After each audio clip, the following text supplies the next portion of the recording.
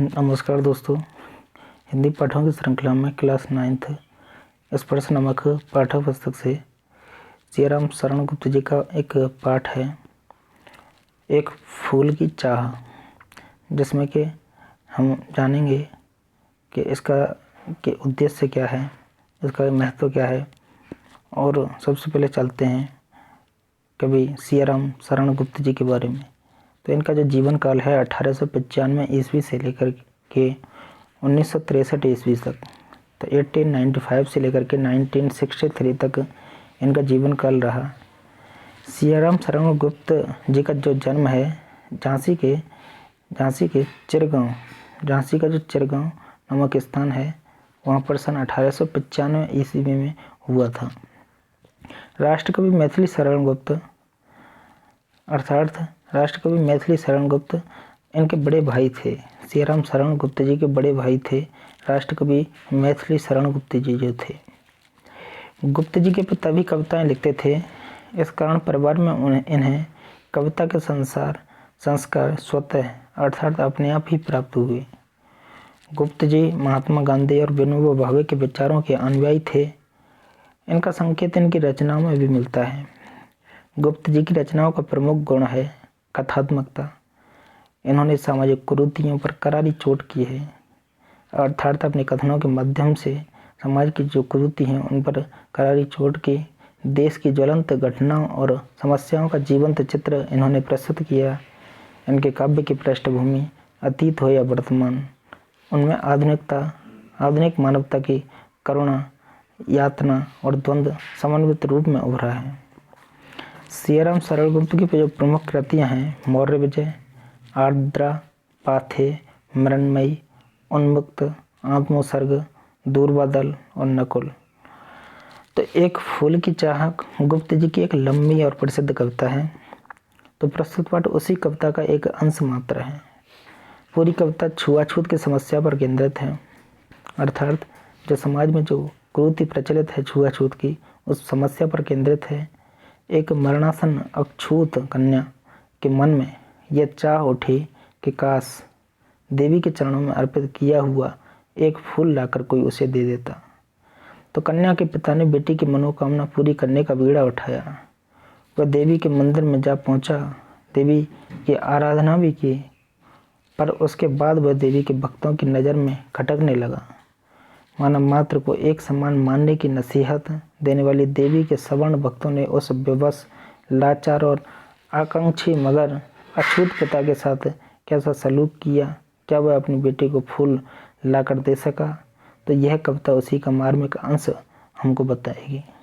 तो आइए चलते हैं, एक फूल की चाह किस प्रकार से होती है, किसको होती है, क्यों होती है, इसके बारे में अध्ययन करेंगे। तो उद्वेलित कर अश्रु राशियाँ, कवि कहता है कि उद्वेलित कर अश्रु राशियाँ, हृदय चिताएं ददका कर महामारी प्रचंड हो फैल रही थी इधर उधर। क्षीण कंठ मृत वत्साओं का करुण रोदन दुर्दांत नितांत भरे हुए था निज क्रसरब में हाहाकार अपार शांत। तो उद्वेलित कर अश्रु राशियाँ, उद्वेलित में होता है भाव विह्वल होकर के। अश्रु राशियाँ में आंसुओं की झड़ी, अर्थात जो लेखक होता है वह लिखता है कि जो उसके भाव विह्वल होकर के उसके जो आंसुओं की झड़ी लग गई थी। हृदय चिताएं धधका कर, जब उसने अपनी बेटी का अंतिम संस्कार किया तब उसके जो भाव विह्वल होकर उसकी जो आंसुओं की झड़ी लग गई थी। और तब वह कहता है कि महामारी प्रचंड हो फैल रही थी इधर उधर, अर्थात महामारी में अनेक लोग मारे जा रहे थे और वह अपना प्रचंड रूप धारण करके इधर उधर समाज में फैल रही थी। क्षीण कंठ मृत वत्साओं का करुण रोदन दुर्दांत नितांत। तो वह जो महामारी थी बड़े स्तर पर फैलने वाली एक बीमारी का रूप धारण कर चुकी थी, जो कि बहुत ही प्रचंड और तीव्र हो चुकी थी। तब क्या था? क्षीण कंठ मृत वत्साओं का, क्षीण में दबी आवाज़, कमज़ोर।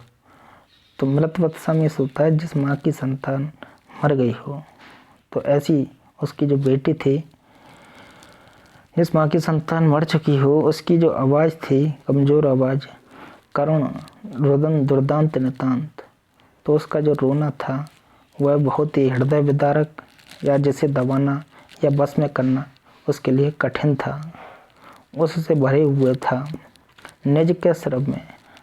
अर्थात वह जो बिल्कुल अलग था, अत्यंत जो पतला कमज़ोर कह सकते हैं, तो वह रब में सोता है सूर, वह उसका जो शोर था रुदन का, वह उसके हृदय में अत्यंत हाहाकार मचा रहा था, जो कि अपार अशांत था, अर्थात जिसकी कोई सीमा नहीं थी। इस प्रकार से वह अशांत शोर था। तो बहुत रोकता था सुखिया को।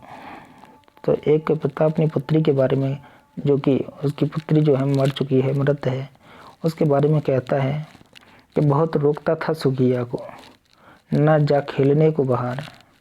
अर्थात वह उसको बहुत रोका करता था, जिसका कि नाम सुखिया था, उसकी जो बेटी थी, उसको खेलने से बाहर जाने से रोका करता था कि नहीं खेलना रुकता उसका, नहीं ठहरती वह पल भर। वह छोटी सी बच्ची थी, तो वह एक पल भी नहीं ठहर पाती थी और वह खेलने के लिए बाहर निकल जाया करती थी। मेरा हृदय कांप उठता था। लेखक जो कहता है कि उसका जो हृदय है वह बहुत ज़्यादा कांप उठता था। बाहर गई निहार उसे, यही मनाता था कि बचा लूँ।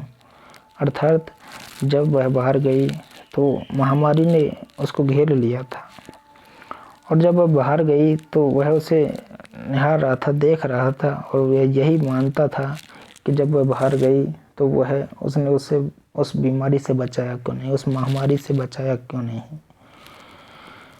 वह यही मानता था कि बचा लूँ किसी प्रकार, इस भांति उसे इस बार, अर्थात किसी भांति इस बार उसे बचा लूँ, तो उसका जो हृदय है वह कभी शांत रह पाए। भीतर जो डर रहा था छिपाए हाय, वही बाहर आया।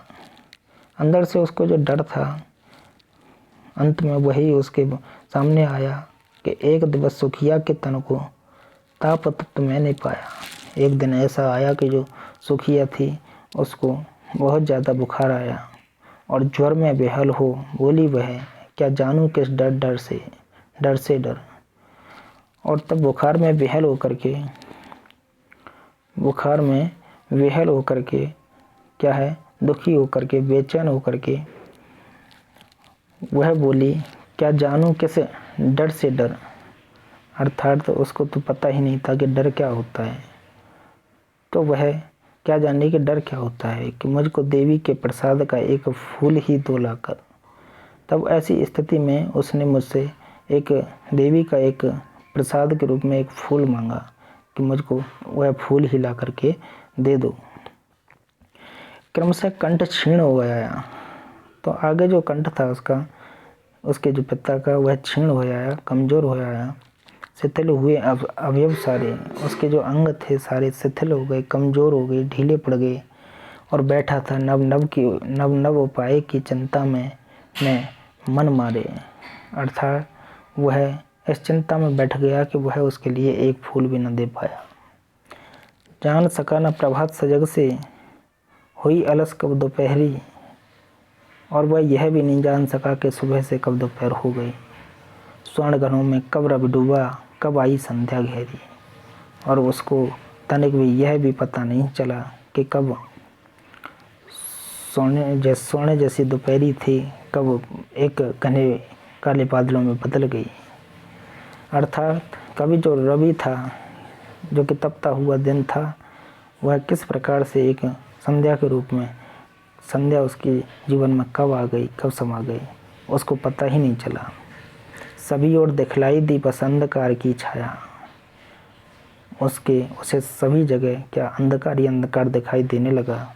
छोटी सी बच्ची को ग्रस ने कितना बड़ा तिमिराया। अर्थात उसकी जो छोटी सी बच्ची थी, और उसको किस प्रकार से एक अंधकार ने, किस प्रकार से एक तिमिर ने कह सकते हैं कि उसको डस लिया। ऊपर विस्तृत महाकाश में जलते से अंगारों से झुलसी सी जाती थी आँखें, जगमग जगते तारों से।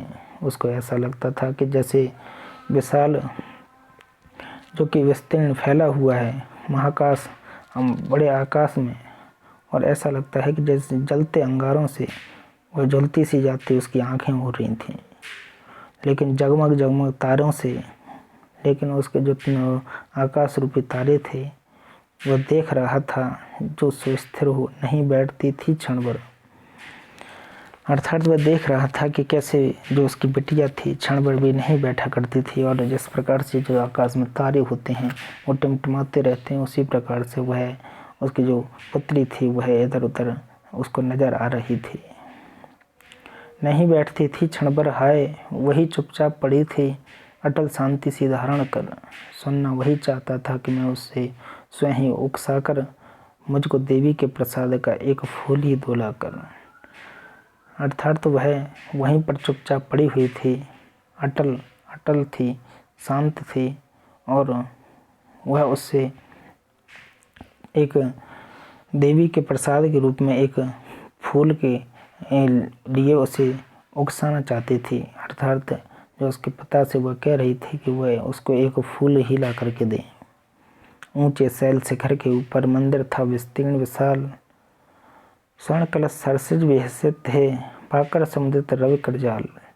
दीप धूप से आमोदित था मंदिर का आंगन सारा, गूंज रही थी भीतर बाहर मुखरित उत्सव की धारा। तो ऊंचे ऊंचे जो शिखर शैल शिखर पर्वत थे उनके ऊपर मंदिर था विस्तीर्ण विशाल। वहाँ पर जो मंदिर था वह एक विशाल मंदिर था। स्वर्ण कलश सरसिज विहसित थे, अर्थात तो सोने के कलश आदि वहाँ पर कमलों से सजे हुए थे। उसके जो समुदित रवि कर जाल, अर्थात जो कमल थे वहाँ पर अच्छी प्रकार से सुशोभित थे, और जो सूर्य की किरणों का जो समूह था वहाँ उन पर पड़ रहा था। तो वह अत्यंत ही आनंदित, धूप दीप से अत्यंत ही आमोदित था, आनंदपूर्ण था, और मंदिर का आंगन सारा गूंज रही थी भीतर बाहर मुखरित उत्सव की धारा। जो मंदिर का आंगन था सभी ऐसा गुंजायमान था जहाँ पर भीतर बाहर जो एक उत्सव की धारा सी बहती थी। तो आगे कवि कहता है कि भक्त वृंद मृद मधुर कंठ से गाते थे सभक्ति मुदमय। वहाँ के जो भक्त वृंद थे, वहाँ जो पूजा पाठ आदि किया करते थे, वे मधुर मधुर कंठ से गाते थे और भक्ति के साथ वहाँ पर भजन कीर्तन आदि किया करते थे। पतित तारिणी पाप हारिणी माता तेरी जय जय जय, पतित तारिणी तेरी जय जय जय मेरे मुख से भी निकला। अर्थात तो वह भी वहाँ पर गया अपनी बेटी के लिए फूल लेने, तो उसके मुख से भी निकला कि हे पतित तारिणी, पतितों को तारने वाली, पापों को हरने वाली माता तेरी जय हो जय हो जय हो। तो उसके मुख से भी यह निकला। अर्थात वह जो उसका पिता था सुखिया का, वह फूल लेने जाता है और उस मंदिर में जब जाता है तब बिना बढ़ी मैं आगे को जाने किस बल से ढिकला। तो वह जैसे ही आगे बढ़ा तो जाने किस बल से उसको ढकेल दिया गया। अर्थात मेरे धूप दीप लेकर वे अम्मा को अर्पित करके दिया पुजारी ने प्रसाद, जब आगे को अंजलि भर के भूल गया उसका लेना झट। परम लाभ सा पाकर मैं सोचा बेटी को माँ के ये पुण्य पुष्प दूं जाकर मैं। तो जैसे ही धूप दीप लेकर वे अम्मा को अर्पित करके चले तो पुजारी ने प्रसाद के रूप में उसके जो हाथ थे, अंजलि में से होता है हाथों में, जो पुजारी ने प्रसाद के रूप में फूल आदि दिया, तो भूल गया उसका लेना झट परम लाभ सा पाकर मैं सब कुछ भूल गया था। सोचा बेटी को माँ के ये पुण्य पुष्प दूं जाकर। अर्थात अपनी बेटी के प्रेम में इतना पागल था कि वह सब कुछ भूल गया और सोचा कि मैं इसको अपनी बेटी के लिए जा कर के दे दूँ। तो सिंहपुर तक भी आंगन से नहीं पहुँचने में पाया।